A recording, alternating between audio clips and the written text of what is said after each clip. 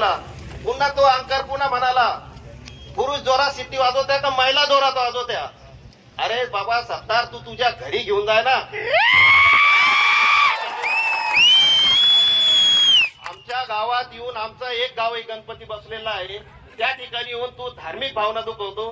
आम्ही त्यावेळेस मी बोललो की मग तेच तिथले जे आयोजक आहेत ते माझ्याकडे आले, आम्ही गणपतीची आरती लावली. म्हणलं तुम्ही अगर लावणी लावशाल तर आम्ही गणपतीची आरती चालू ठेवू. तर मग ते म्हणे आम्ही आता याच्यानंतर लावणी लावणार नाही, तुम्ही धार्मिक कार्यक्रम चालू करा. कार्यक्रम चालू केले. त्याच्यानंतर 15 मिनिटाच्या नंतर तिथं एपीआर ढाकणे साहेब आले. ते आल्याच्या नंतर सुद्धा कार्यक्रम चालू होता आणि ते म्हणते की यांनी कार्यक्रम बंद केला. त्याला बी मुलगा आहे, त्याला म्हणा तू मुलाच्या डोक्यावर हात ठेव, तिथे आल्याच्या नंतर कार्यक्रम चालू होता का नाही? आणि अरुण काळे कुठं बसलेला होता? कार्यक्रम चालू होता त्यावेळेस. सीसीटीव्ही कॅमेऱ्यात ये, मी दाखवतो. माझा दम डाटा घे, मी त्या कोणत्या ठिकाणी जो फिर्यादी आहे त्याचा पण दम डाटा घे, तो कोणत्या ठिकाणी आहे. आम्ही आमच्या मंडळाच्या गणपती जवळून वापस आलो.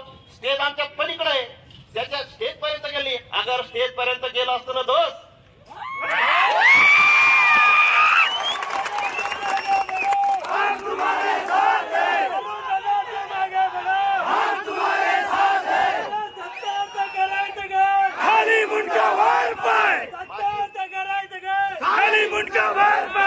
माझी फिर्याद देणाऱ्याला विनंती आहे, अजून बी माझी फिर्याद देणाऱ्याला विनंती आहे, तू फिर्याद परत घे. तुला पण मुलं आहे, नाहीतर फार मागात पडेल. धन्यवाद.